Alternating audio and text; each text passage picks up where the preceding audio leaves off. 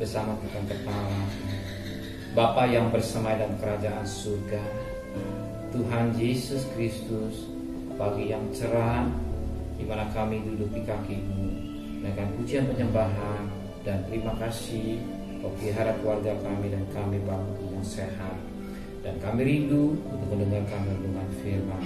Roh Kudus, urapi hamba-Mu, urapi kami, bahkan melembutkan hati kami oleh firman menjadi berkat buat kami. Haleluya.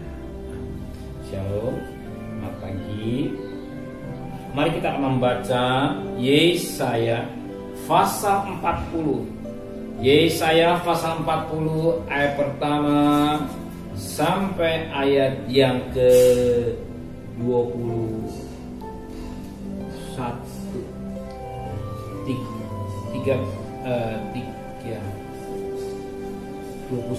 31. Tapi kita baca dari ayat pertama sampai ayat yang ke-11. Yesaya pasal 40 ayat pertama sampai ayat 11, ayat 12 sampai selanjutnya besok. Yesaya pasal 40 ayat pertama sampai 11, pasal 40 sampai pasal 48, keselamatan untuk bangsa yang di dalam pembuangan. Hiburkanlah umatku, demikianlah firman Allah. Tenangkanlah hati Yerusalem dan serukanlah kepadanya bahwa perhambaannya sudah berakhir, bahwa kesalahannya telah diampuni, sebab ia telah menerima hukuman dari tangan Tuhan 2 kali lipat karena segala dosanya. Ada suara yang berseru-seru, persiapkanlah jalan di padang gurun, jalan untuk Tuhan. Luruskanlah padang belantara, jalan raya bagi Allah kita. Setiap lembah harus ditutup, dan setiap gunung dan bukit diratakan. Tanah yang berbukit-bukit harus menjadi tanah yang rata, dan tanah yang lekuk-lekuk menjadi dataran. Maka kemuliaan Tuhan akan dinyatakan, dan seluruh umat manusia akan melihatnya bersama-sama. Sungguh Tuhan sendiri telah mengatakannya. Ada suara yang berkata, berserulah. Jawabku, apakah yang harus kuserukan? Seluruh umat manusia adalah seperti rumput, dan semua semaraknya seperti bunga pada rumput menjadi kering. Bunga melayu apabila Tuhan menghembuskan dengan nafasnya. Sesungguhnya bangsa itu seperti rumput. Rumput menjadi kering, bunga menjadi layu, tetapi firman Allah kita tetap untuk selama-lamanya.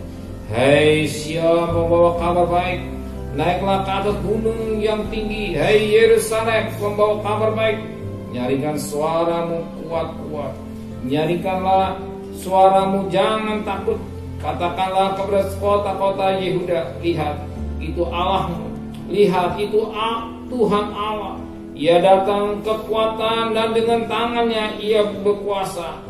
Lihat, mereka yang menjadi upah jeripayanya ada bersama-sama dia, dan mereka yang diperolehnya berjalan di hadapannya seperti seorang gembala yang mengembalakan kawanan ternaknya dan menghimpunkan dengan tangannya anak-anak domba di pangkunya, induk-induk domba ditutupnya dengan hati-hati.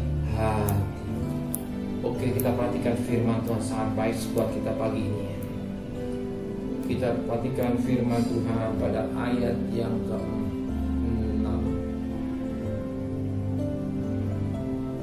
Ada suara yang berkata, berserulah. Jawabku, apakah yang harus kuserukan? Seluruh umat manusia seperti rumput, dan semua semaraknya seperti bunga di padang. Firman Tuhan katakan, seluruh umat manusia adalah seperti rumput. Jadi bukan sebagian manusia, bukan sebagian orang yang susah, bukan sebagian orang yang kaya, bukan sebagian orang yang berkuasa. Tidak, Tapi firman Allah kata seluruh umat manusia. Ya, siapa yang diri sebagai manusia? Siapa saja, seluruh dunia adalah manusia. Manusia dikatakan seluruh yang ada di dunia ini umat yang merasa diri sebagai manusia. Alkitab menulis adalah seperti rumput. Jadi manusia seperti rumput. Kenapa seperti rumput? Kenapa seperti rumput? Alkitab menulis ya, rumput. Suatu ketika dia akan tumbuh segar, lebat. Tahu-tahu ketika panas menjadi kering. Itulah rumput. Tahu-tahu tumbuh subur. Tahu-tahu ketika panas kering. Inilah keadaan manusia. Dan semua semarak yang menjadi bunga di semua semaraknya seperti bunga di padang. Bunga di padang mekar, bagus indahnya. Suatu ketika juga firman akan katakan rumput juga akan kering, bunga juga akan menjadi layu. Ya, sebagaimana ayat itu, rumput jadi kering, bunga menjadi layu. Inilah manusia. Ya, rumput asal tiga akan jadi kering, bunga akan jadi layu. Inilah keadaan manusia. Sering manusia ketika dia memakai suatu benda, timbullah dikatakan akunya. Keangkuhan hidup itu yang menonjol dari lihat berlianku, lihat hartaku, lihat kekayaanku, lihat keberhasilanku, lihat kedudukanku, lihat kemegahanku. Dan Alkitab menulis itu disebut keangkuhan hidup. Tapi Alkitab menulis rumput itu jadi kering, bunga menjadi layu.